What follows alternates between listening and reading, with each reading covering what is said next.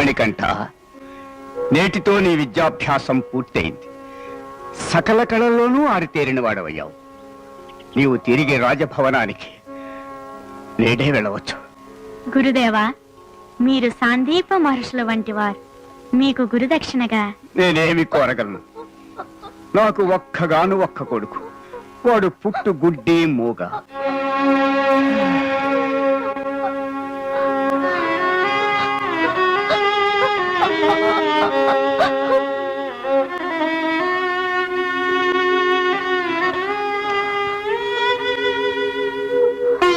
చూడు,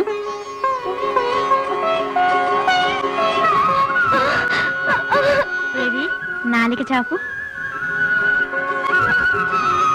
చెప్పు. పితృదేవో భవ.